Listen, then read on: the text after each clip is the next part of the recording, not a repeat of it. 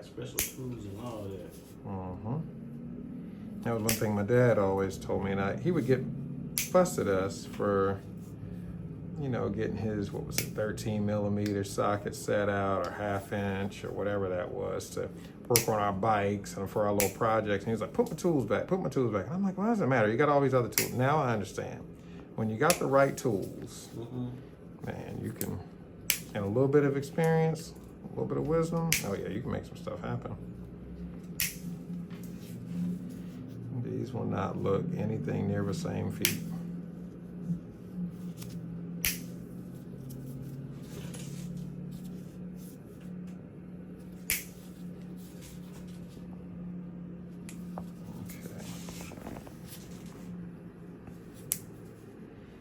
And then also off camera, we'll discuss kind of what we can do to help cure these fungal nails.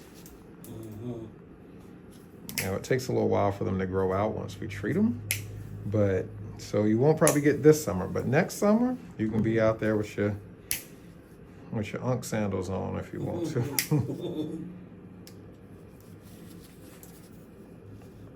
I'm still lightly salted. I had someone refer to me as Unk the other week, so it's like, man, I guess I need to go ahead and embrace that.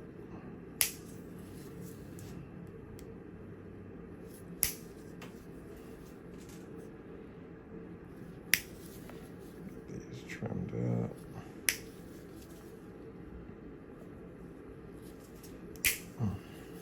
All right. Now,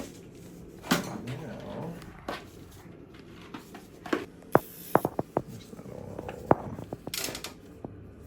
That's better.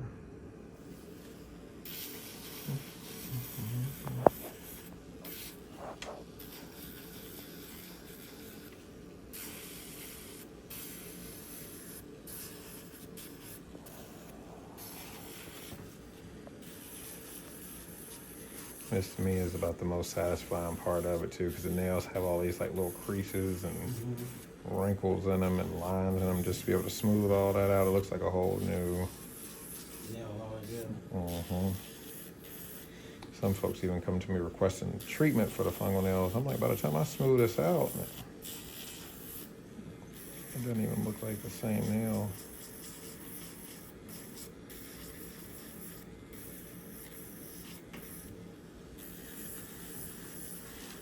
So how long you been in this little office right here?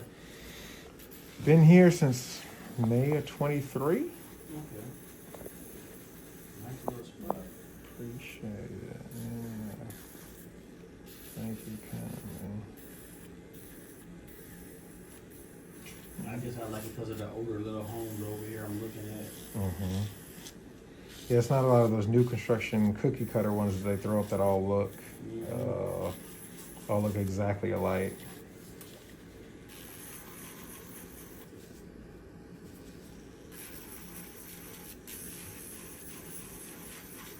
Yeah, this part of town actually reminds me of my neighborhood I grew up in. That's kind of why I like it over here.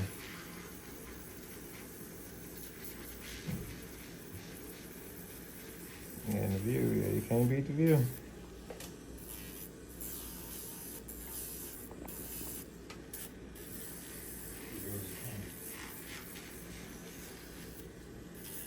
And also, on a more personal note, it reminds me how far I came, because my very first office, I was still in this building. I had I had one room about the size of this place, the room that we're in now rather, and I didn't even have a window. It was 4 walls, and I had some old, it was 4 walls, and I had some old painting that someone pretty much gave me of like something, and I was just, yeah. That's all I had. Kept working.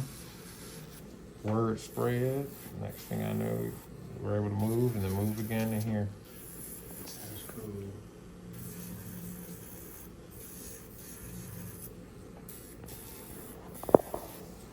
And how long you been in the game? Well, I started cooking like when I was like 17, 18, but I had got out for a little bit. I went to culinary school, did all that. Now, since I've been moved out here, I've been at the airport for 3.5 years. I did manufacturing too, but it was still like in the food service because Yeah, this is how neighborhoods looked when we were growing up. We're not too far apart. Yeah, like we were just like, and everybody like, I tell like some of my cooks that's younger, I said everybody knew as kids what was going on. Neighbors like, if you did something wrong, Everybody knew. yep, your parents will know before you get home. Mm-hmm. And you go in there with them already with them teary eyes. That's not gonna save anything. Yeah, I know. You're still gonna get grilled. Shoot, even if you didn't get a whooping when they put you on punishment for a whole month, Oh yeah. that was even worse. Oh yeah. They I whooped remember. me. I remember when I transitioned from I think I was probably about 8 or 9 years old. They were like, "Yeah, you're too old to get spanked now. You're gonna get punishment." I'm like, "Man, just go ahead and spank me so we can get this over with." Yeah. My Nintendo will be gone forever. Man. Couldn't go outside. That's what people like now. Cause like my son, he is, and my youngest, he in gifted classes. So one time, him and his friends wanted to be lazy. For like 2 months, he couldn't get on his phone. He said, "Dad, it's killing me." Good. I hope you remember it every time you think Yeah. about doing that again. I just like, cause he was already crying. His mom said, "What you do to him?" Nothing. I told him if I gotta come to that schoolhouse, it's gonna be consequences. Mm-hmm. And I don't get that too, because a lot of teachers coming in, they'll say like, "Oh, I was talking to the parent." The parent's like, "My kid would never do that. If the teacher got to call me, I know you in there cutting out, and I'm Yeah. pulling up to the school." Yeah, and my mother loved her to death, man. I knew when she was coming, and Bernie Mac said it best. "Oh, that's your mama, cause you up here doing schoolwork. No, you done cut up all day." Mm-hmm. Mm-hmm. If I got to take off work and get in my car and drive over to the school, oh yeah, it's going down. It might go down in the school. Yep. My last year, 12th grade, I had a science teacher. She said, "Miss Alliance, you pass every test. I know you ain't cheating, but you don't study like you should." She called me lazy. I got mad, said something wrong. My mama beat me right there. Mm-hmm. And a lot of my friends I went to high school with, some of them done died, went to jail, got out. They doing better now. Some of them doing better. And you got the ones that don't want to do better. Mm-hmm. But they laughed at me. They said, but I'll never forget. One told me, he said, "Man, if I had your mama, I'd be a whole lot better." Mm-hmm. I said, "Man, my mama scared me." Yeah, you know who not to play with. Yeah. And I tell people, like, I ain't seen my dad a lot, but he was even scarier. Mm-hmm. And both of them together, boy, woo. And my dad was creative with his punishments too. He was creative. I remember my brother did something. I can't remember what it was. Oh, it was something at school. He like threw something out the window or something like that. My dad had him get on his bike, and he had to ride around the neighborhood and pick up trash. He was like, "Since you want to make trash, you're going to pick up trash." And he had him do it every day. He would just ride around and pick up trash. He gave him a little stick with a nail in it. You remember that? Mm-hmm. And he picked up trash for a good, probably a couple weeks every day. Didn't matter. Saturday, Sunday, whatever. He had to go out and pick up that trash. Are you serious? Gum wrappers, cigarette butts. He was like, "Since you like to throw trash on the ground, you can be the trash man. You can go around and pick up some trash." Well, I know your brother probably be thinking about that sometime, like, man. To this day, he'd be so mad at me about telling the story. To this day, my brother keep a little plastic grocery bag in his car, right around the gear shift, and he puts that trash in there. He doesn't throw any trash. Yeah. That's cool. Like, dude, like, people, and I tell people, the officers that mind your parents spank you, they couldn't go too crazy, but I know now, like, the teachers can't scold the kids because the parents are like, "That's my job," but you ain't doing it. Yes, if you're not doing it, why are we here wasting time? Yeah.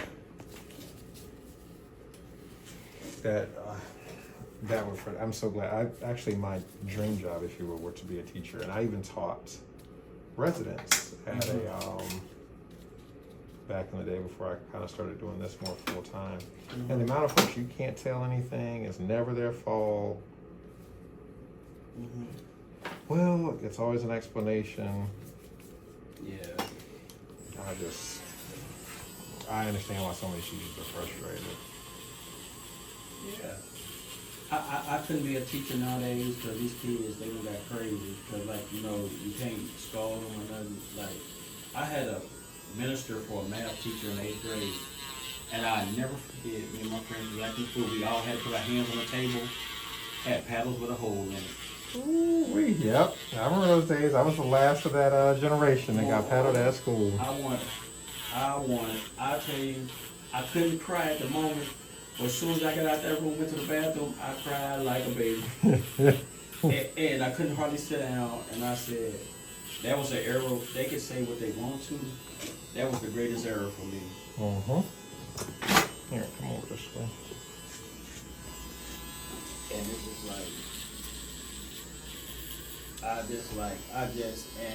and my mother said, she used to tell me this, and I tell my son the same thing. I want to, even my oldest daughter, I tell them, hey, teacher got their education, now you got to get yours.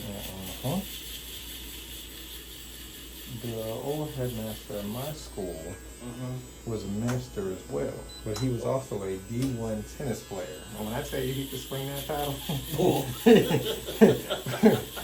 my friends and I, this was back, I think I was like in 6th grade, so this had to be the early 90s. Oh, yeah. Oh, yeah. And sometimes, I remember we were laughing about it the other week, we were all on like a little group message. They were like, and he would be practicing his backhand. With that paddle. Shout out to Pastor Gould. Yeah, he since passed on, but you know what? That man, he kept it straight. You know, guys, what y'all doing in here? Oh, nothing, sir. Nothing, sir. Okay. Do I need to come in here? No, sir. No, sir. Not at all, sir. And that's where I think the school and even the parents and them went crazy because parents want to be their friend. I'm not your friend. I'm your parent first and foremost. I'm your friend, but I ain't your friend like that. Like, you know, I'm your parent first because, like, kids think, like, I got chicks I went to school with, and now their kids are grown. Oh, I'm going to the club with my man. My oldest daughter said, Dad, you gonna go to the club with me? Nope. For what? I'm not your generation. I'm a jazz man. I love Miles Davis, Charlie Bird Parker, Foreplay, like Eugene Groove. I'm like, like she said, I like jazz too, but now you want to go to a club, and I can't do it. Can't do it. She said, why, Dad? Because, see, I'm stupid. She said, that's why you got them guns. I said, yeah, because y'all young folks crazy now. They don't act right. Yeah, like, and I ain't saying it's all of them. It's just like they get around the wrong people, and it's like, ooh. Yeah, they want to act a fool. Now, I will give it to them, though. There are a few that still do have some respect. I went to a little store down the street from me. And there were some young fellas that would appear to be knuckleheads, if you get what I mean. Yeah. They were hanging out outside the store, and I walked by them. I had to walk in between them, and I said, gentlemen. And they said, oh, excuse me, sir. Now, at one point, I was a little offended because they called me sir. Oh, no, sir, could you call me a sir? Hey, I'm 41. They called me sir. And then another one called me Unc. So I was like, oh man, I'm an Unc now. But then also, I took it as a sign of respect. The fact that you stepped out of the way and referred to me as sir, okay, I'll take that from a 20-something. Yeah, and what I tell people, like, I told this lady, she had to be, at the time I was in my 40s, and she had to be 50, 51. And I said, sorry about that, ma'am, da-da-da-da-da. And she said, oh my God, no, my name is, oh, okay then, I can't call you it. I said, I was raised different. And she said, what you mean by that? And I said, I was just raised different. I said, I still say, at my age, I still say, yes, sir, yes, ma'am. And people laugh at me. I'm like, well, I'm country. My kin folks from Mississippi, Louisiana, some in Texas. I was like, man, like. You were raised right. Yeah, but they think that's like, they like, man, I could, like, I have chefs that's younger than me, and they say, Chef, you say yes? I said, yes, Chef, and man, look, we all bosses, but it's just about respect. And I said, that's what y'all don't get nowadays. Y'all got that mentality, oh, I'm gonna say it how I want to. Nah, it don't work like that. Cause then they wonder why they don't get what they want. Yep.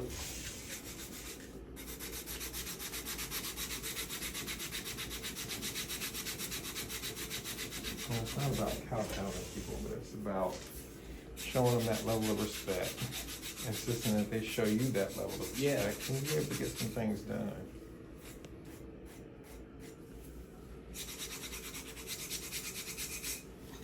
Okay. Who brought you back? Yeah, I ain't gonna lie. I appreciate you. I told you, I was looking at them bad boys. I'm like, boy, they gonna look at me like, boy, what the hell? Yeah, I heard you in my office when you came in. I was like, okay, he gotta be impressive. If he come in laughing and joking, yeah. All right, so have somebody come in and kind of work on the rest of them, put some stuff between the toes to take care of these. These are called interdigital macerations. Okay. So I'm gonna put a little paint on those, and I'm also gonna have them come in and show you kind of what we can do to help treat those fungal nails to bring that back. Yeah. We'll get you right. Okay then. I appreciate We'll y'all. get you really right. I ain't gonna even lie. I appreciate y'all. I'll be back again. Just to look. I'm coming to love. Just it ain't even that bad. I'm just coming. Yeah, if you keep it up regularly, and then you Yeah. go ahead and we've talked about like the fungal treatments and all that other, you'll be surprised at how good your feet will look. Yeah. In like 3 or 4 months, you're gonna be like, dang, are these even the same feet? Like if you were to look back at the video, have a little warm. Yeah. Sorry, my bad. How's that now? It's all right. Let me see, Yeah. let me Okay. see. I guess. No, I got it on my. I've got gloves on and stuff. I done burnt the man with the daggone. That's all right though. Sure. If it make my feet better, I'm good. How's that? That's not nearly as hot. There we go. I guess it's all right. But I'm gonna go with it. All right. See, and that's the thing. I ain't gonna lie, women, and that's why my old lady was telling me. I told her, I said, we getting married. I said, that's why I listen to you a lot. Cause like growing up, they tell you men don't get pedicures and all that. You just tough it out. Like, No, we're changing the narrative on that in here. Yeah, We're that's changing the good though. narrative. I think a lot more men, if they, the amount of men that come in and they won't even take their shoes off because they're so embarrassed of their feet. Yeah.